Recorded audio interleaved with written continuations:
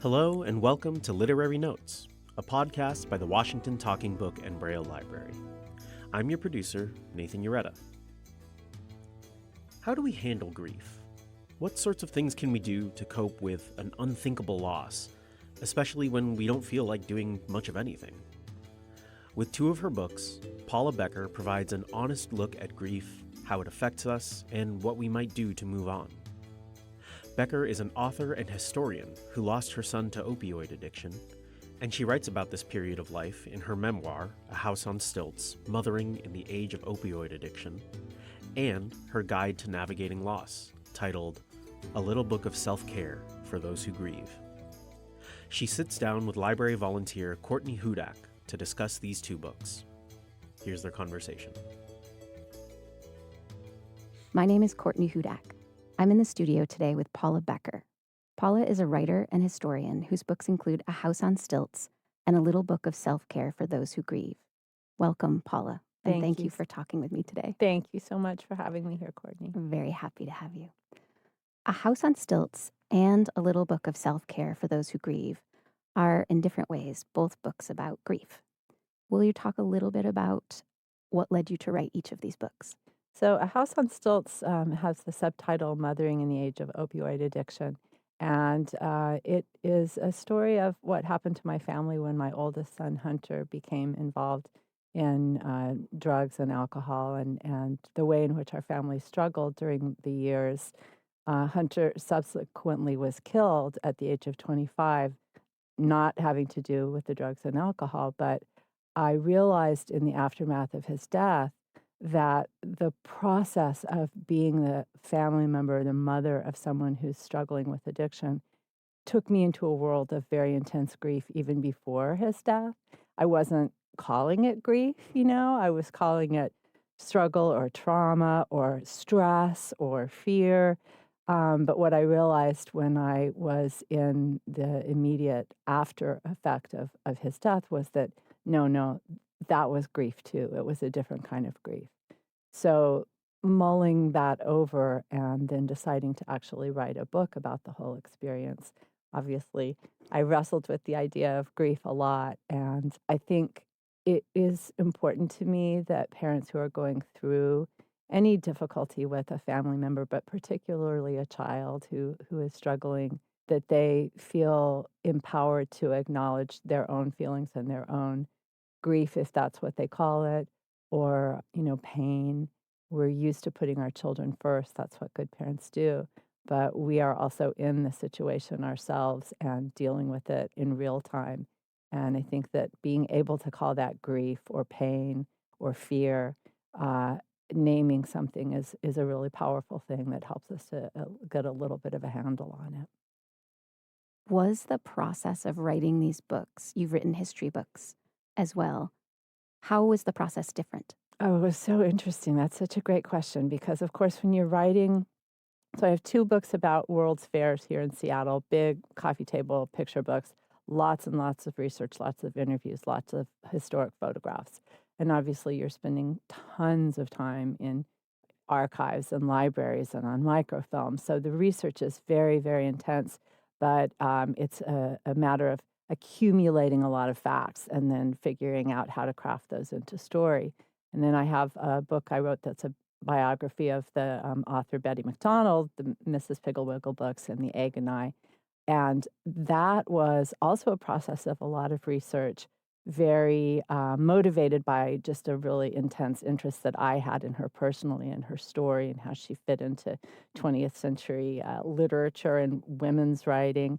Lots of interviews for that book, but again, lots and lots of research, going to the places that she had lived and working in those archives and looking at the records of her elementary school. Now, when I was writing A House on Stilts, I had lived that experience. So I did do, at the encouragement of my editor at University of Iowa Press, I did go into more kind of scientific research about addiction and especially how was heroin getting to Seattle in the, 28, 9, 10, 15? How was fentanyl, which at that point was a word nobody had any familiarity with. Now, of course, we understand the fentanyl crisis to be what it is, but at the time, this was kind of a brand new thing.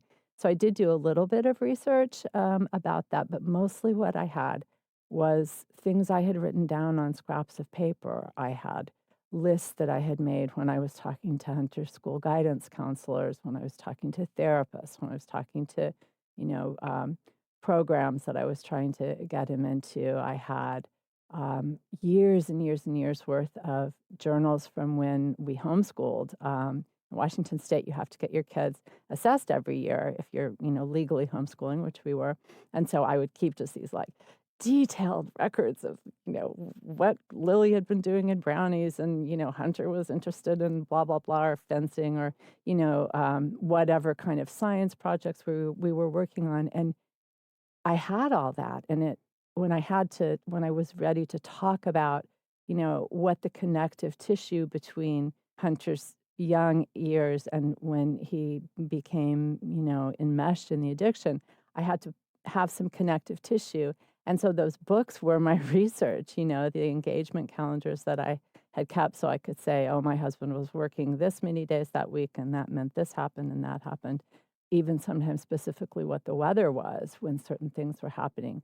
And that let me construct a narrative that wasn't just me remembering, but was colored in the way that a good story has to be, because people live trauma all the time. And choosing to write about it for yourself is one thing, and choosing to put it out as a public story is another. And you really do have to um, you have to have the ability to step back a little bit and take this most difficult story that ever happened to you and construct it into a narrative that people are going to want to read. So there has to be a little distance. So the materials that I used basically were the materials I had saved all my life. That makes me curious. Did you find that your revision process that you had developed writing these histories was useful to you when you were writing this more personal book? Revision, well, I certainly had learned, House on Stilts was my fourth book, and I certainly had learned by then that you decide in advance how many words you're shooting for, and you write that many words. You don't just write until you don't have any more words in your head, because then you end up having to cut a lot, and that is always a very painful and arduous process. So I knew how to write a book. I knew how to put it together. I knew I wanted a narrative that was chronological. And for the most part, this book is. I think a lot of people have written memoirs about similar experiences where they are kind of chopped up and then put back together in a different order. And I admire that people can do that. I am just a ruthlessly chronological person to my detriment sometimes, but also it's been an asset. And so I really had to keep it fairly chronological, because that's the only way I can do it. Yeah, got it. I had another question about process, which is that the place of Seattle plays a prominent role in this book, almost as a character in moments. Will you talk about place and how it worked for you in A House on Stilts? Seattle is a character in the book. It certainly is. My husband and I moved to Seattle when Hunter was a year and a half old. And so I learned the city with Hunter by my side, and we explored the entire city, park by park by park, with the Seattle Parks Department map next to a book you used to be able to buy that was like $1 a latte. There were all these latte carts all over Seattle then, before Starbucks was everywhere. So we would like find a park and a latte stand and go to that. And we just had a whole lot of adventures of learning what Seattle was together. And so when Hunter's difficulty began playing out in this place that we both knew so well, in this place that was a chosen place for us, that we loved, I felt like often terrible things that happened with Hunter, sometimes centered on the Ave, sometimes centered up on Broadway. We know the places in Seattle that young people could find trouble and still can find trouble. I felt like it would erase some of my happy memories that I had had there with him. And that felt so unfair. It felt like someone was kind of throwing, I don't know if you've ever spilled bleach on a pair of jeans or something, and how it takes the blue out. And I felt like what was happening with Hunter was leaching the good memories out of this place that I loved and I valued. And that was really difficult. Did writing the book bring any color back to the places?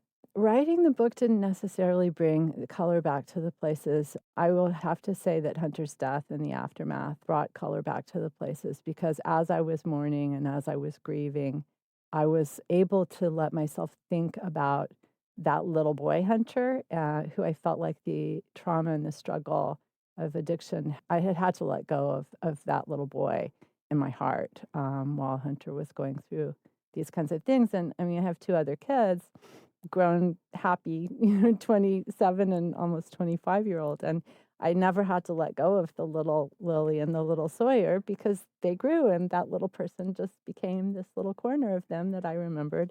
And that hadn't been the case with Hunter. But I really feel like, and I think that this is sometimes common when people lose a very close family member, you kind of get them back in a whole lot of different kinds of ways. So it has given me a certain degree of peace about the sense of loss I had, of that little boy, especially during those years. That's a good time for us maybe to segue into grief. I heard Michael Lewis on a podcast talk about the unexpected death of his 19-year-old daughter. One of the things he talked about was the particularity of grief and how it is specific to the person experiencing it, the person that they've lost, and the circumstances under which they lost that person. Does that resonate with you? Would you talk about the particularity of grief? Yes, absolutely. And I think that, so there's two pieces to that. I absolutely agree with that. And grief is very particular. How the person dies, how we learn the news of that, the amount of story we're allowed to keep telling, which is important, constructing an idea of what that looked like if you weren't there, even if what it looked like was terrible, to set your mind at any kind of stillness. I'm not going to say set it at peace, because that really doesn't happen, but to learn to settle with what has happened, you do have to be able to kind of see it as a story. But in terms of a little book of self-care for those who grieve, it felt very, very important to me not to tell people, oh, do this, do this, do this. I felt like the grief books that I encountered, and of course, being a writer and a reader, I was like, I'm in pain, I'm grieving, I don't know, I need books, right? Because we always turn to books. But the books were, some of them, really wonderful, but usually very long, lots of words, lots of thoughts. Some were even like workbooks. And it's like, my God, I have to do a workbook? I can barely brush my teeth. And so I felt like there was a need for a book that was small and spare and almost like a children's book. I had the idea of holding the kids in my lap when they were little and reading to them, and how there would only be a few words on each page. And the few words would just say, do this if this is okay, if this feels right. If it doesn't, don't do it. Just simple. Again, permissioning grief and saying, the way that you deal with this, however it is you deal with it, as long as you're not hurting yourself, it's good. This is good. So it's a validating kind of an idea. So I know that what happened to me is different from what happened to the next person or the next person, but there's a certain kind of through line that many, many people feel when they've been bereaved, that I'm hoping that this book can just be a hand to hold, or just that feeling of somebody putting their hand on you and just keeping there and saying, they can't say it's okay, but it's kind of like they're there. In the book, you remind the reader, it seemed to me multiple times, that their experience is valid. Yes. Whatever that experience is. Yeah. Thank you. I'm glad you noticed that. That's a very important piece of it. Very important. And, it may be that I thought somebody might be able to pick this up and read one page, and that's all they could read. Or maybe they could read the whole book, or it's available as, an audiobook, and now that you have voiced it for the blind, and the idea that people might be listening to it in the middle of the night, when they couldn't sleep, because often people in grief can't sleep, something like that it could be a mantra or just a presence there. Narrating it, I felt a sense of responsibility to the listener. When you were writing it, did you have a feeling of responsibility to your reader? I think that almost came without having to say it, because I felt a sense of responsibility to not make anybody's pain any worse. It's like people always say, oh, yeah, you didn't know what to say when this person died. And it's like, well, lean in, don't lean out, you know, just be there. And so this book was trying to really just in a deep and very quiet, and again in a profound way, in the way that the best children's books are profound and so simple. It was trying to be that kind of a presence in a grieving person's life. When you were grieving, was there any art that spoke to you, that provided you any comfort, that contributed to the development of this book? Well, that's a complicated and interesting story. There wasn't specifically any art that I went to in my grief, although I will say I started to get all these tattoos of children's books, and I have a whole sleeve full of Rosemary Wells' Bunny Planet tattoos. I remember the stories from. I'll show you. Okay. But I mean, I'm a writer, right? But having Hunter's death was so sudden and so brutal. I will say he was run over by a Greyhound bus on which he had been a passenger. And it happened in the middle of the night, and everybody in the bus was physical witness to this, didn't see it, but felt it. And incorporating the ways in which I kept getting different threads of this story. And we did file a wrongful death suit. So I was getting a lot of legal information. And I I didn't want to see pictures, but I wanted to have everything else. So I got the body cam from the cops. I got all the witness statements, then depositions, and every story was coming in differently, and it was really scrambling my sense of the narrative to put it in a silly kind of a writerly way. And I found that I didn't have any more words for it, right? There were too many words, and I started trying to draw pictures of what I couldn't process. And I'm not an artist, so they're very perfunctory. But in the end, I had made a lot of pictures that had helped me to process this. So when I was working on a little book of self-care for those who grieve now, and I continue to make art, and it isn't about trauma, and now it's about silly, funny, wonderful things, and I enjoy it. And so that's something that has grown out of my grief. The therapeutic thing was the making of these pictures, and then I was like, wow, I like watercolors. It doesn't have to be about a terrible thing. I can do a coffee cup. And in the book of self-care for those who grieve, I wanted really for there to be, I didn't want there to be any illustrations that like hurt anybody anymore. It's like smooth, simple. They're watercolors, not my watercolors. I don't have the facility to produce them on demand like this, but just things that would be, if you're crying and crying and crying and your eyes are already hurting, like you want to settle them down on something that is going to maybe feel a little better. That was the goal. And I really feel like the artist, Rebecca Nichols, was able to come through with exactly what I had hoped for. So. It's a beautiful book to look at and to read. Thank you. Yeah. Thank you. And it is small. It really is little, Yes. And that's important too. You can stick it in your purse. You can stick it in your pocket. You can, carry it around if you want to. And I figure some people probably write in it. That's great. It's not designed. It's not a workbook. But if you want to draw on those pages yourself or write your person's name in, I think that's fantastic. I think that's all absolutely what it's for.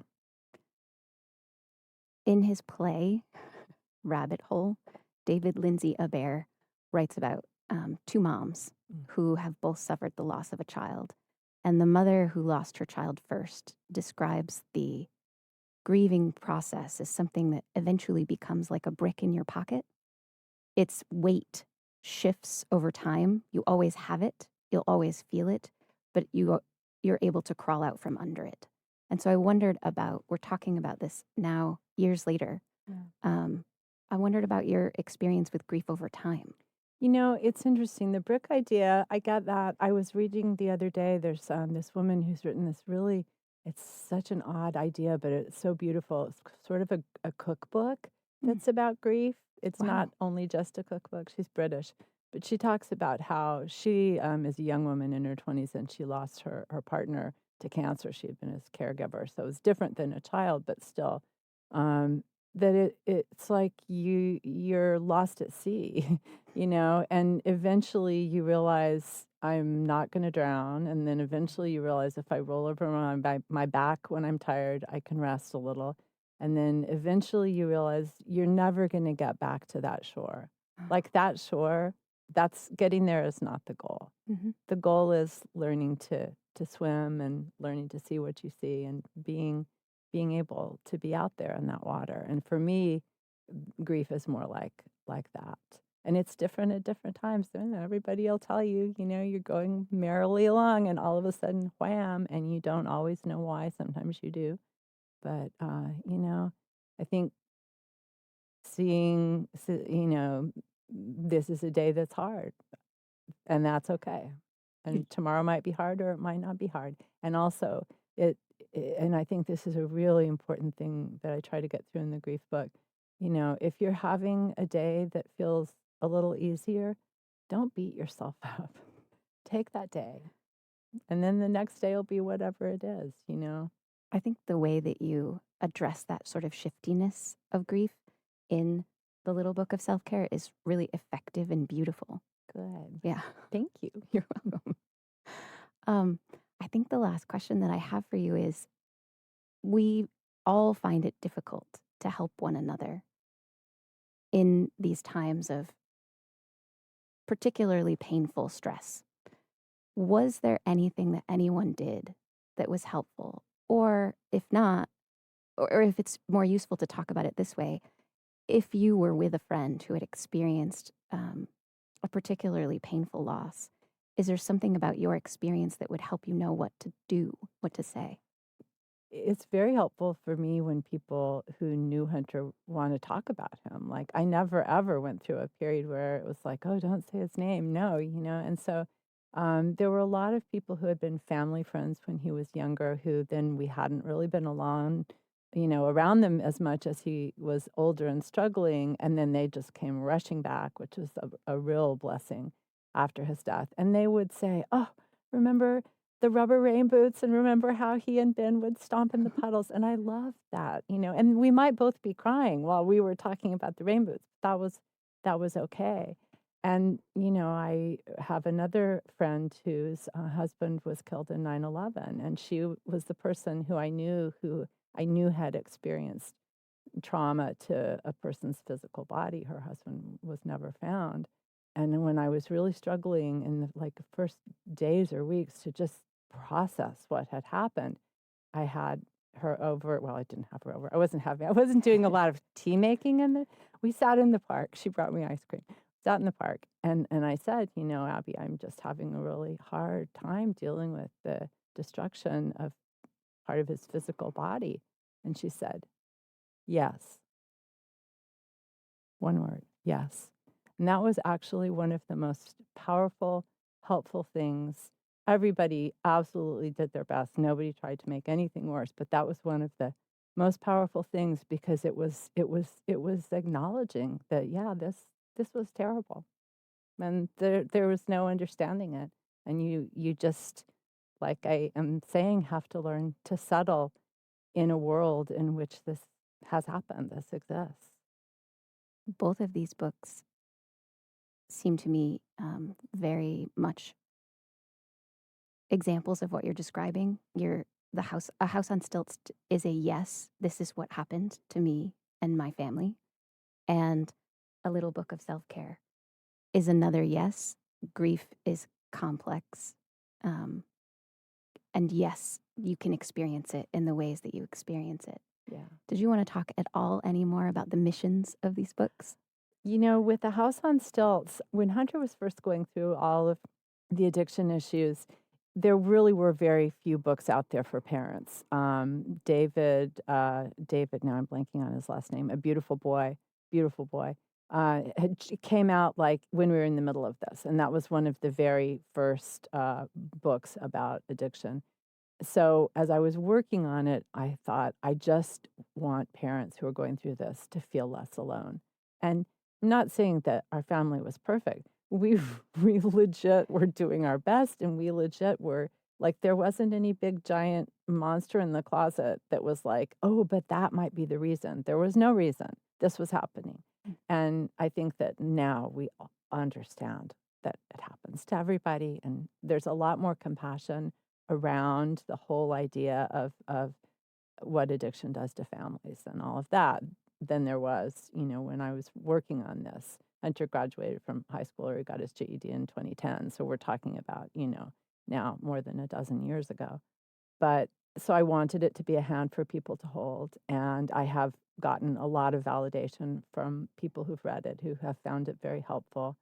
And then a little book of self-care for those who grieve, the same thing. It was like, there have been little short books over the course of like 30 years. Like someone said, look, my grief counselor gave this to me. And I was like, oh, it's a little book about grief. And I was like, when did it come out? And I looked and it was like 1992. And I'm like, okay, well, that's not in print anymore. So unless you're going to have the energy to have a used books, search, you're not going to find that. So to have something that was readily available. And also the other thing about this book that I have heard from a lot of people is, oh, I'm so glad I had that to put in my friend's hand, because I didn't know what to say.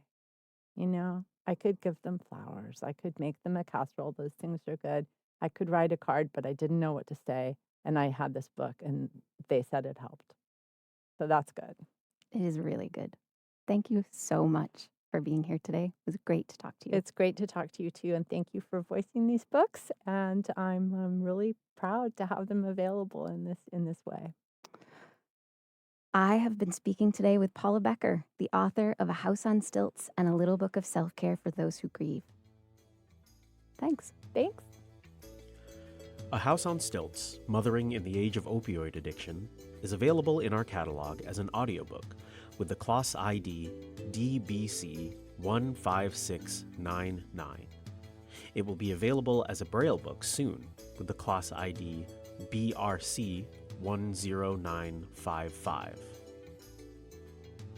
A Little Book of Self-Care for Those Who Grieve will soon be available in our catalog as an audiobook with the class ID DBC 19222. It will also be available as a Braille book with the class ID BRC 10955.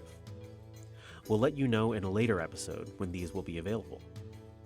If you have any questions or comments about the library, or to see if you qualify for our services, visit WTBBL.org or call us Monday through Friday from 8:30 a.m. to 5 p.m.